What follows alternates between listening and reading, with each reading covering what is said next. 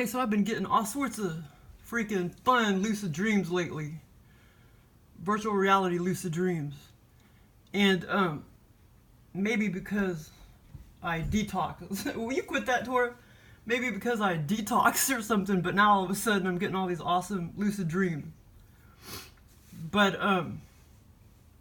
no, that probably had nothing to do with it. But yeah, man, oh my god, I like hardcore detox. So I thought, okay, well, never again am I gonna eat any food anywhere, any restaurant or anywhere, except my own food that I make, you know? Like one ingredient food. Yeah, hopefully I don't jack up because I want to lose weight anyway.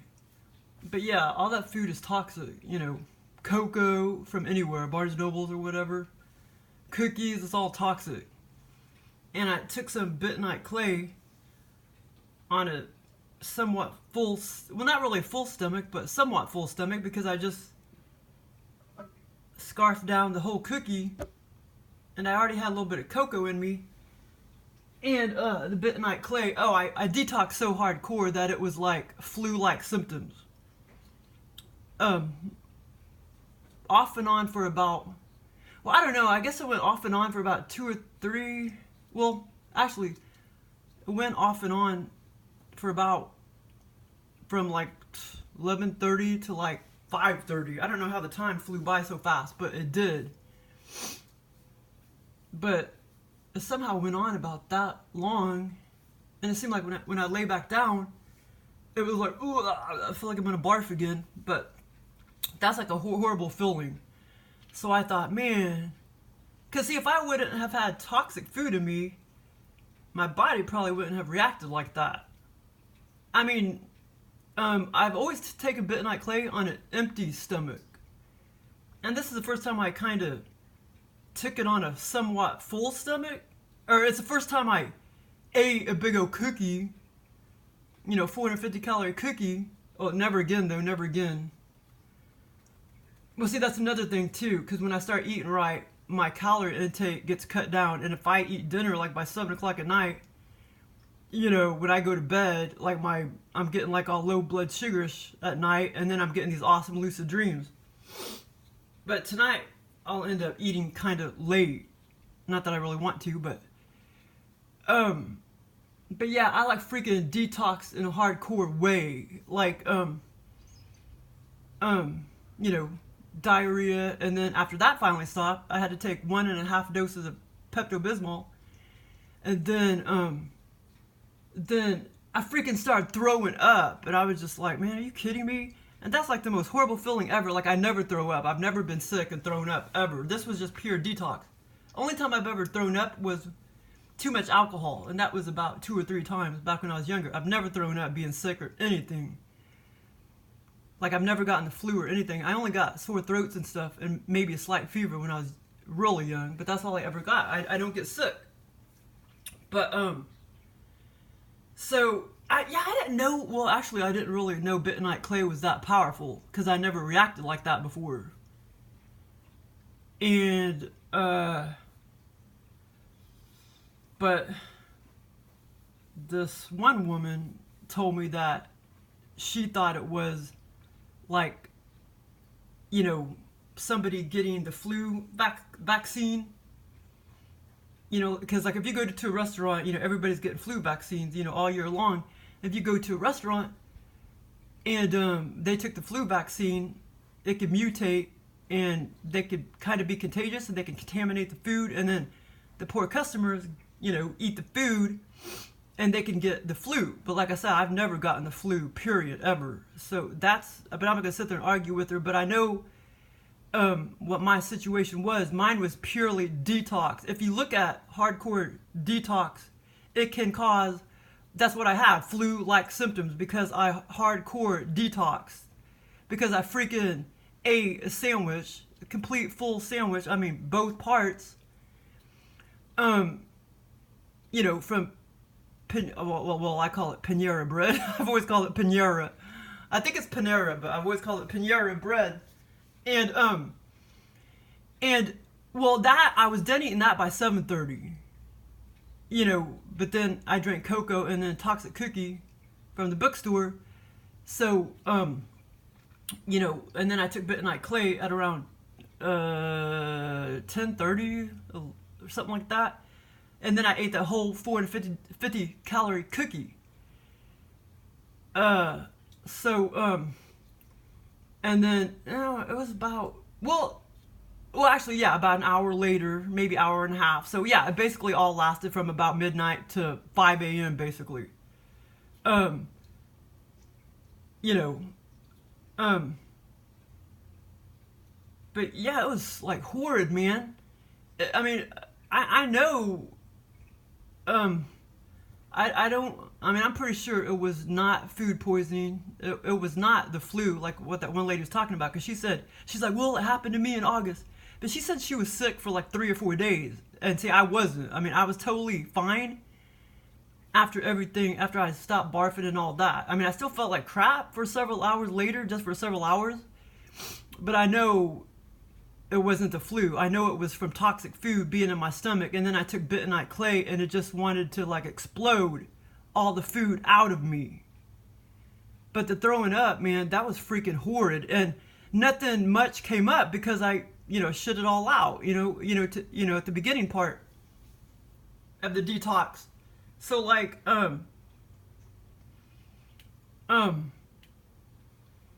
so yeah, basically, man, that was like terrible. I'm never eating out again though, ever. But I'm glad that woman enlightened me. I never thought about it like that. I mean, I'm not really all into specifics about vaccines and food and all that stuff. I just know it's all toxic. And I can smell chemicals everywhere. But I never, you know, I don't know as much details and stuff like she does. And she listens to a lot of doctors about, you know, about the vaccines and everything. But that was interesting. I'm glad she told me about that because I never thought about it like that. But like I said, I never get sick. I never get the flu or anything. It was pure detox. And I took a little bit over a teaspoon. Man, that's all you need. I took a little bit over a teaspoon. And then, like I say, it was about, and maybe about an hour and a half later, my stomach was like gurgling, feeling kind of funny. And then I just, yeah, it gave me like diarrhea for, you know, quite a while or whatever. And then I finally took 1.5 because the first dose didn't work 100%. So I had to take half, about 2/3 of a cup of another one. So just about, you know, 1 2/3 dose. You know, one little cuppy, the little plastic cup it comes with. And then just, you know, a little bit less in the other one. And then that stopped it. And then I started throwing up. But like I say, not much would come up. But that was horrid, man. And, but like I say, the funny thing is, the first part of the sandwich, I didn't notice it. The second part, maybe I didn't smell the lettuce, but anyway, the second part, I picked up the arugula lettuce and I smelled it, and to me it smells like petroleum because they're spraying nitrates on everything. To somebody else it may smell different, but to me it smells like petroleum. So I have no doubt my stomach was very, very toxic from eating the cookie, panera bread, and that cocoa. I don't know what the hell they're lacing in that cocoa at Barnes & Noble's, but you know, it'll be real good for the first 10 minutes. I mean, first 5 or 10 minutes, the cocoa will be real good, and then all of a sudden it settles to the bottom and it gets really disgusting and bitter. Like there's definitely some kind of drug they're putting in it, or some kind of chemical or something. But yeah, I'm never eating out again, ever. Ever. And so that second half of the sandwich that I ate, I took all of the arugula lettuce off and I did not eat it. But like I say, I don't know why the first part of the sandwich, it didn't dawn on me to sniff around on the lettuce and crap. Or maybe I did and I didn't smell anything, but the second half I did. I don't know, I can't remember, but that was just freaking. And then all of a sudden I'm getting all these awesome freaking lucid dreams, but that probably has nothing to do with it. Aliens are just getting active again, or you know, giving me some really good stuff. But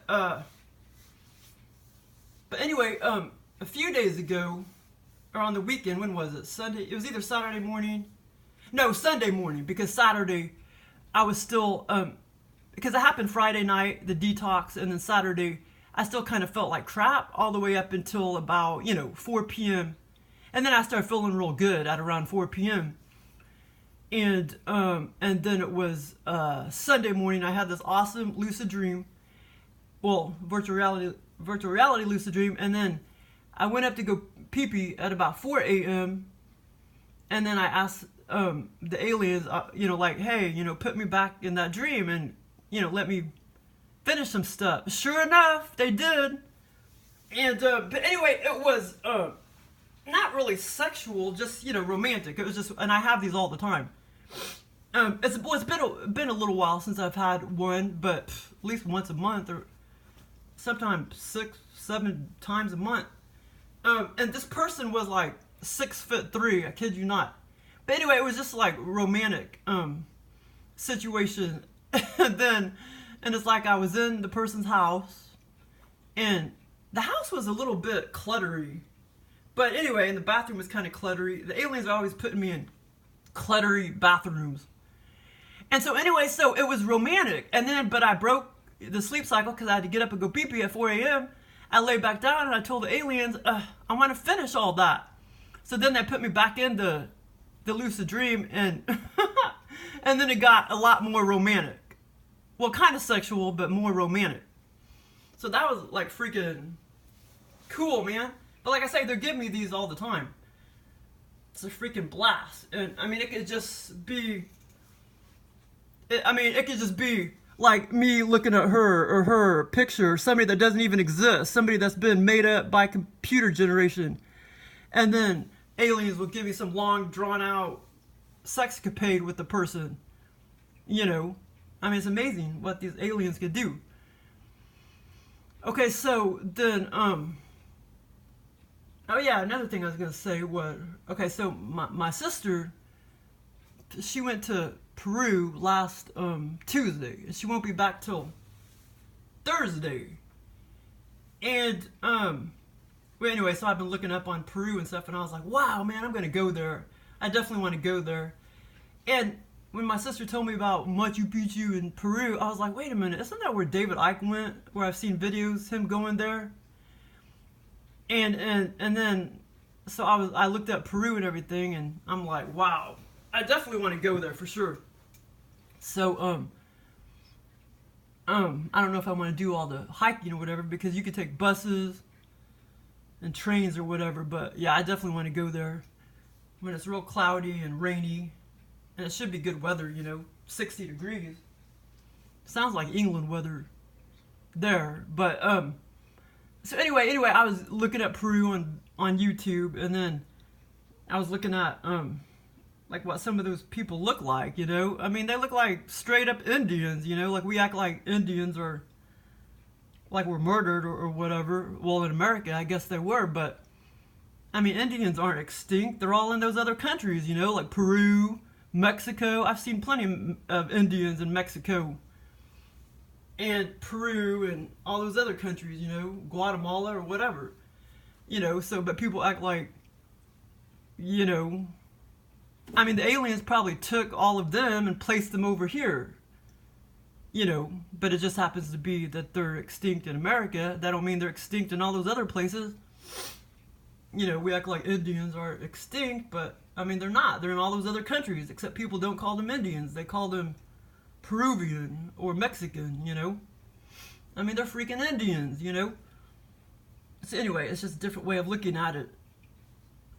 I mean, those two people I saw, I glanced at, the tour guide, and then another Indian-looking guy in the background. He was a Peruvian or whatever.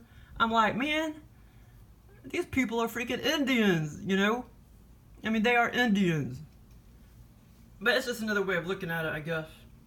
Okay, so anyway, so this experience, oh, did I put, okay, the 9th. Oh yeah, okay, yesterday morning.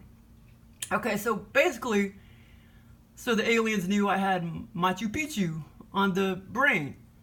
So they gave me this long, drawn-out scenario, but the funny thing was, I was not in Machu Picchu. Well, sure, you know, probably in the morning, they'll probably give me this long, drawn-out scenario where I'm in Machu Picchu, you know, walking around and looking at the mountains or whatever. You watch, they will. It may be 2, 4, 5 days from now, but I bet you they will. Okay, so anyway, so Monday, the 10th, right? Okay, that was yesterday, wasn't it? Oh, wait, no, I mean the 9th. 9th was Monday. Okay, so this scenario started off where I was,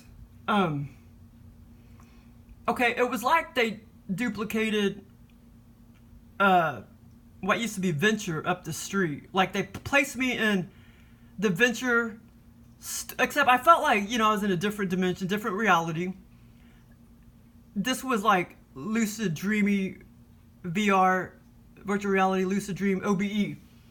But it wasn't like OBE virtual reality, because virtual reality feels like 3D. This felt like another dimension, blah, blah, blah, blah. So that's why it was a lucid dream, because that's my definition of lucid dream, virtual reality, out-of-body experience. So it was all three.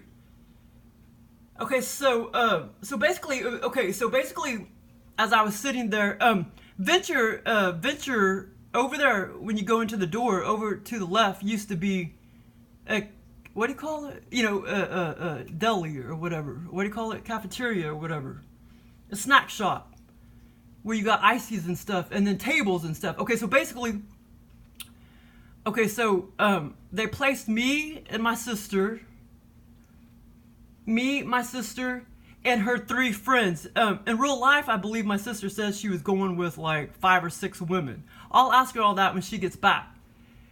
But basically, the aliens went off my brain and everything. And the funny thing is, okay, so basically the lucid dream started off, or the out-of-body experience basically started off me sitting there. My sister was kind of straight ahead over to the right. Her the girlfriends were like, there was like 2 to 3 of them over to my left. And I can't really remember too much what they looked like, but they looked like they were about, 35, 40 or whatever. And so basically, my sister had gotten back from the trip. Now, like I say, in real life, she went last Tuesday, and she's not back yet, but she'll be back on Thursday. Okay, so in this scenario, the alien made, in the scenario, my sister, in the scenario, I knew when I was sitting there in the tables, and I don't remember the girls eating anything, and my sister didn't have any dishes either. I don't remember her having any dish, and I don't remember the girls having any food, but I did. But anyway, so we were all sitting there at the table, and that's how it started off, and it seemed like the parking lot and everything, Venture up the street.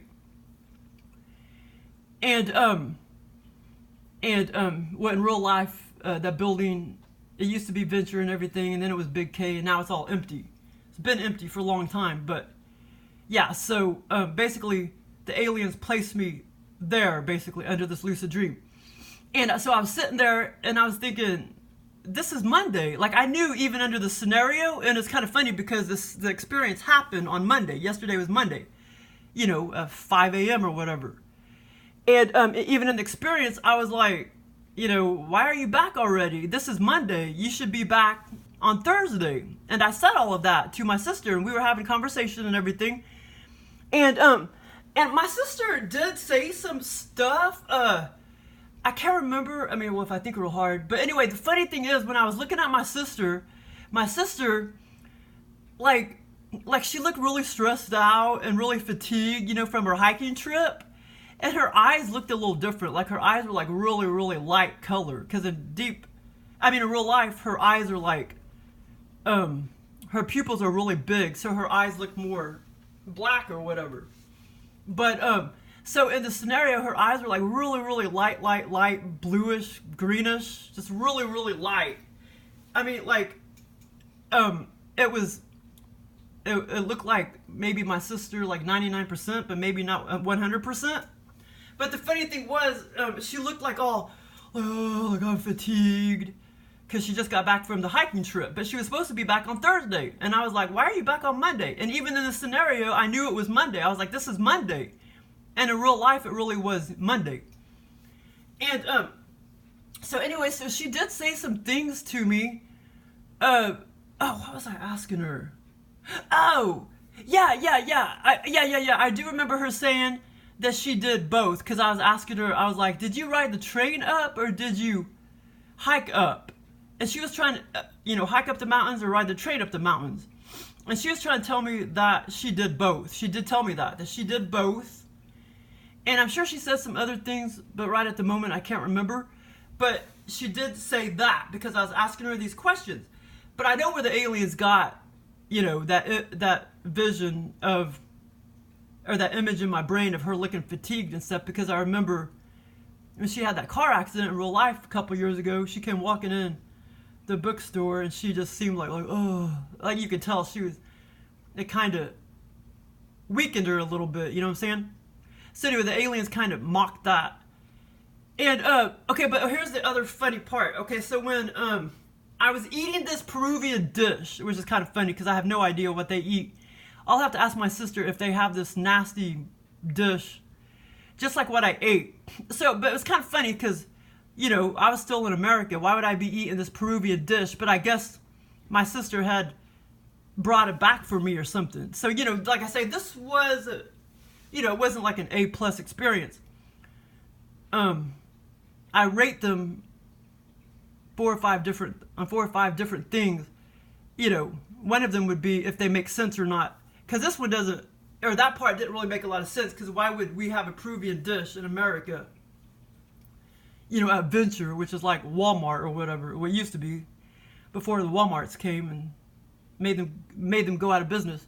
Yeah, they went out of business. Like, my brother was 25, so I was like 22 when it went out of business. So that was 1994. It went out of business. But yeah, so anyway, so I was eating on this big oval glass, white plate, and the sauce, it was like a sweet sauce that I was eating, a sweet kind of what do you call it? Jelly, sweet, thick kind of sauce. It wasn't completely thin like water. It was kind of thick. What do you call it? Kind of like thick. Jelly kind of consistency, I guess, but a little thinner. And it was kind of like light green color. And the funny thing is, that part, and I could taste the food, by the way. I had another weird dream this morning that I was eating bacon. And the bacon was kind of like half raw and half done. And I was like pigging out on it. I could taste it and everything. But I'm not going to talk about that experience. But because that was just, I literally was in this weird kitchen, or my weird house, weird kitchen, huge kitchen. And I was making bacon. I was frying up bacon. And there wasn't anything else to it. But in this experience, okay, so I was eating the dish, and there was these big black oval seeds, pretty big, almost as big as like a big grape, or almost like a pecan, as big as a pecan, except, you know, kind of oval. They were completely black. They were seeds, and they had little white seeds all over, almost like little sesame seeds all over the black seeds. And I was as I was sitting there trying to eat one, I was just being like really repulsed because it was really, really, really bitter.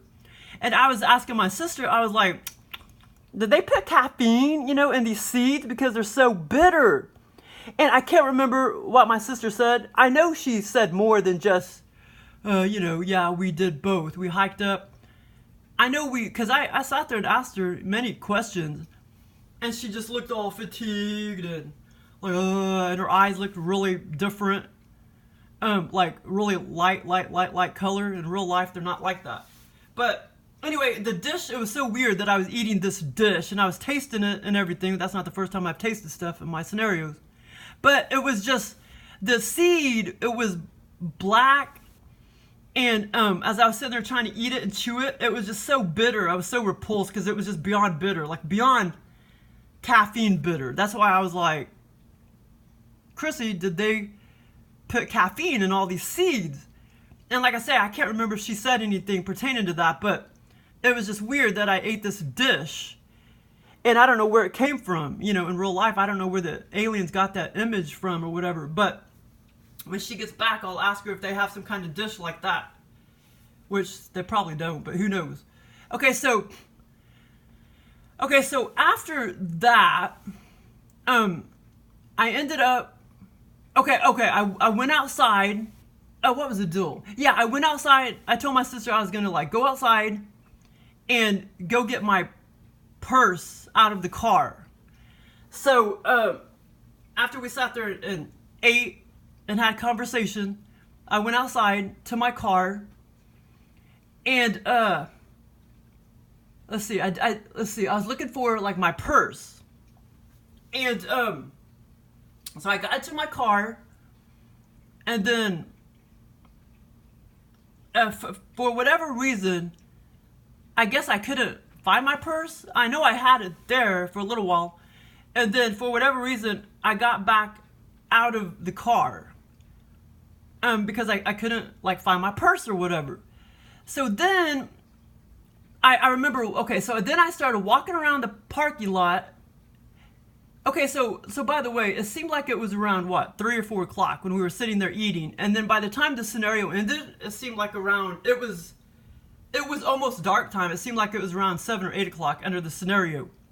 So anyway, so I started walking around the parking lot, you know, trying to find my purse or find my keys. I was trying to find the keys as well as my purse or whatever. And so then, and like I said, I was walking around the parking lot, and I was kind of looking at the other buildings and structures, and I remember seeing other buildings, which, you know, would have been like Barnes & Nobles, except like I say, under the scenario, it was so different because it seemed like a different dimension, different reality. And okay, so after I started walking around the parking lot, I don't remember my sister walking around with me, but I remember telling my sister, okay, I need to go outside and go get my keys, go get my purse or whatever. And so I got to my car, and that's when things got confused, and I couldn't find the keys. I couldn't find my purse. And then, okay, so like I said, I got out of the car, and I started walking around the parking lot. And like I say, I was looking at the other structures. But like I say, it didn't necessarily seem like Olive Garden or Barnes & Nobles. Because in real life, it's Olive Garden and Barnes & Nobles. Okay, so then I got back in. I mean, and it seemed like I walked around for quite a while, 30 minutes or longer, before I got back in my car. By that time, it seemed like it was already getting kind of dusk. Like, I don't know, 6 or 7 o'clock. And, okay, well, lo and behold, so I got back in my car. There were, oh my God, there was at least 5, 6, 20-year-old people in my car. And I was just like, are you kidding me? See, the aliens, were mocking me because I leave my windows down, you know, all the time because it's so hot. So I leave my windows down all the time. So so they made up this scenario, and that's why they made these people break into my car. And but there was, oh my God, I mean, my car is really 4-passenger, but there was at least 6 people in this freaking car, like, you know, 20, 25-year-old people in this car. Half women, half men. It was a woman in the driver's side. And, well, basically, they were, you know, trying to steal my purse and my keys or whatever. And, my car, I guess. But anyway, okay, so the next part is kind of funny. So I looked down at the seat, you know, what do you call it? You know, the seats, the car seats. And like I say, there were like 5 to 6 people in this freaking car, and I have a very small car. In my car, I mean. There was 5 to 6 people in my car. My car was facing, what do you call it? I don't know what direction that is, but it was facing, Venture, basically. Because, like, here was Venture way over here, and then other buildings way over here, and then I was parked right here, and I was facing that way. And that's where the car was parked. I actually kind of parked kind of far off a Venture parking lot for whatever reason in the scenario. And so I looked down, and I was just like, oh my God, there was all these like ritzy bags and ritzy blouses and stuff.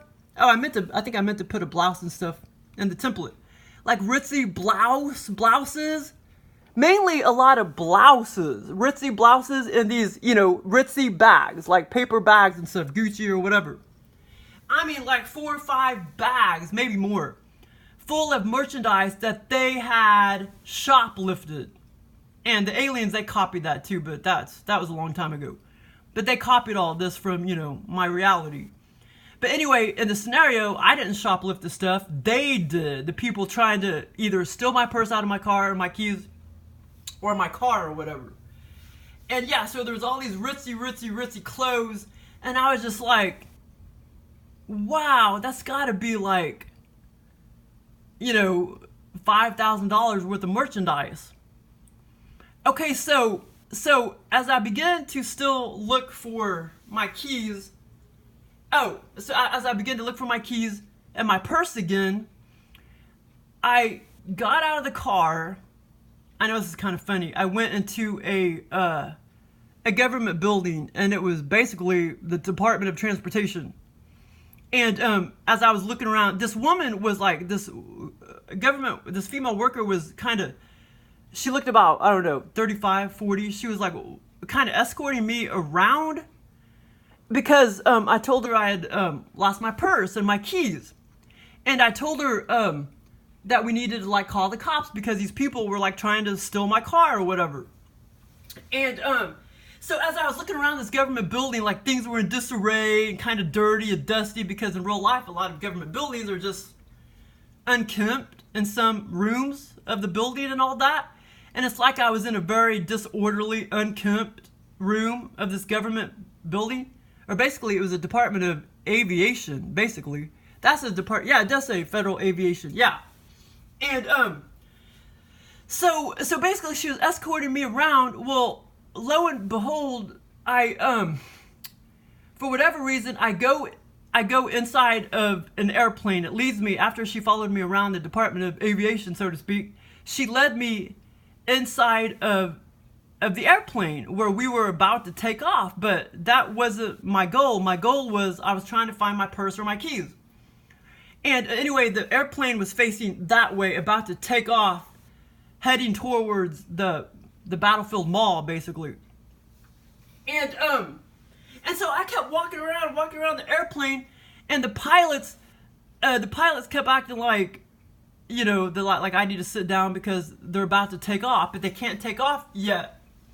And oh my God, this was the most creepiest, weirdest airplane I had ever been on. Like, okay, basically, I know exactly what the aliens copied from my brain. Okay, I've seen the back of a, sports car before, and my sister just like bought one, and it's at my car, at my parents' house, and I went over there and looked at it, and you know, there's that metal bars, the back of the seats or whatever. And also, you know, in real life, I looked at the back of a racing car.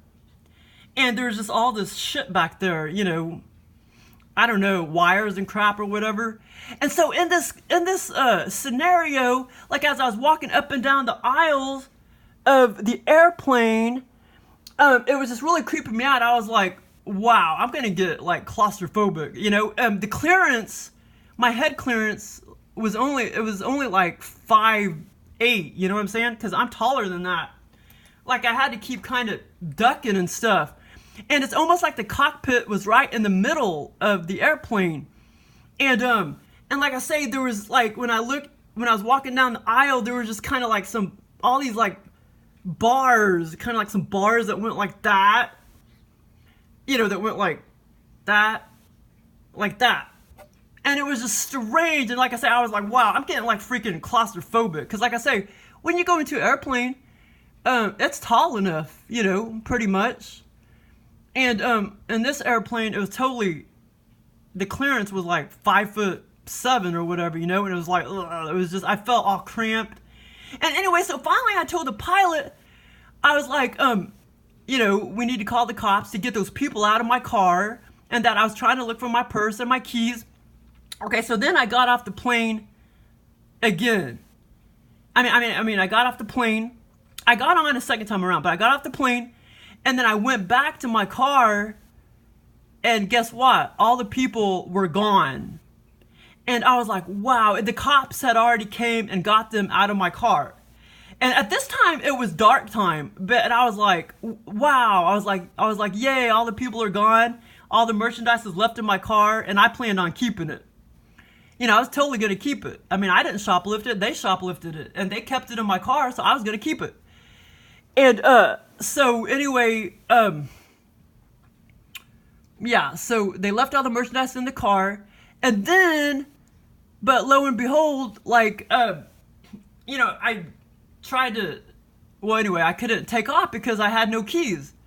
So I knew, you know, probably wasn't going to work, me stealing the merchandise, because, you know, I couldn't go anywhere. I still couldn't find my keys, and I never found my purse. I never found my keys, so I couldn't go anywhere. So what was I going to do with the merchandise other than just, you know, leave it in my car?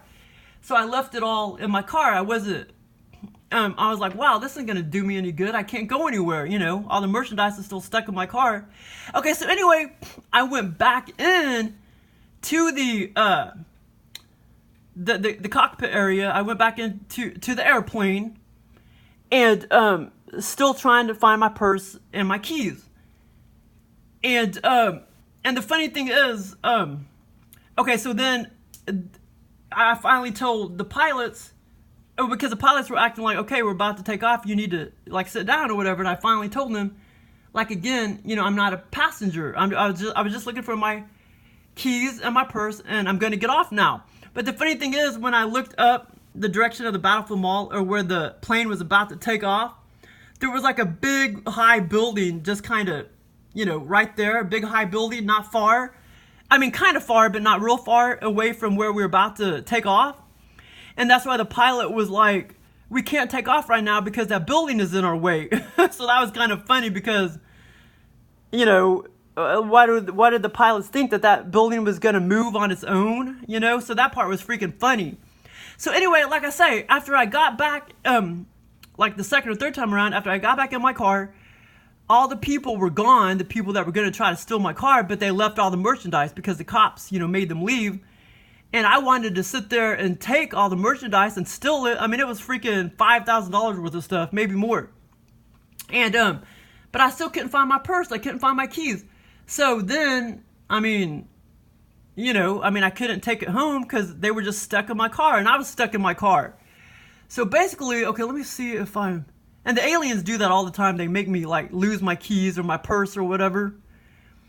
And, but that part, I think they were trying to copy off the mountain of Machu Picchu, you know, because I had already been looking at images, and then when the airplane was about to take off like that, way over here, about a fourth a mile away was a big old high building, big old tall building, you know, that kind of mimicked a mountain that was stuck. And so the the pilots, they were like, well, we can't take off right now because the building is in our way. And then I was like, well, I'm not a passenger, anyway, I got to get off. I was just trying to find my purse and my keys. And I have no idea where they were going to. The alien didn't tell me where they were supposed to go to, but the airplane never took off, but it was the most strangest looking airplane inside. It was just weird, almost like a race car or something, or a Mazda, which that was the car that my sister just bought. Yeah, it's funny how the aliens put all these little details together. It's amazing.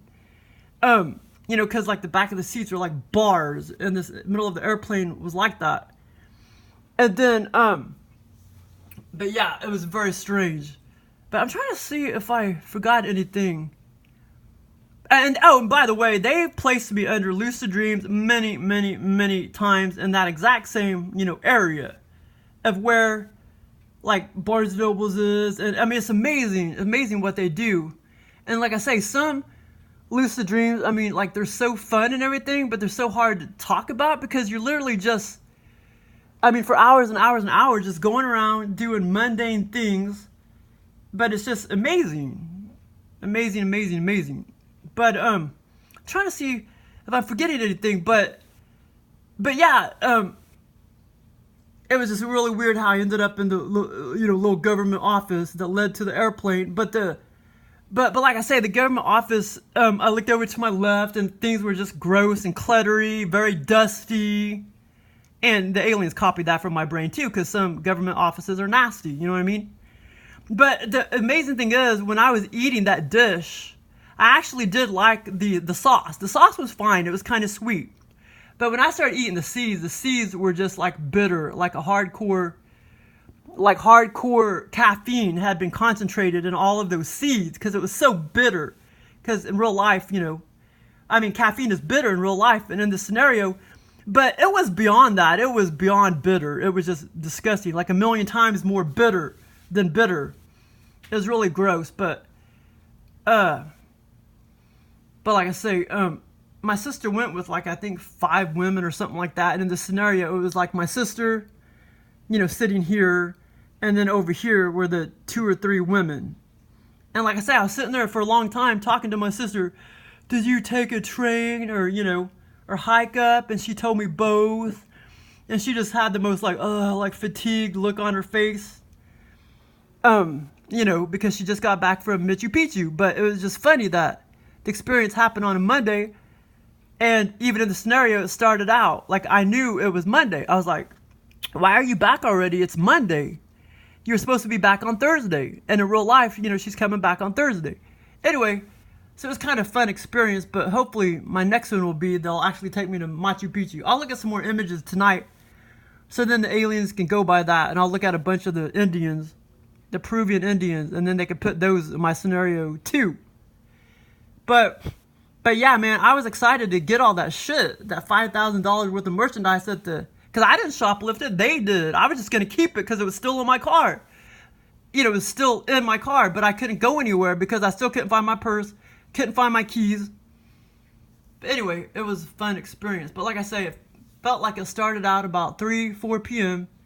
and then it ended up, it was already dark around, it seemed like it ended about 7:30 p.m. under this scenario. But I'm trying to think if I'm forgetting anything. And like I say, there were 2 pilots that I interacted with.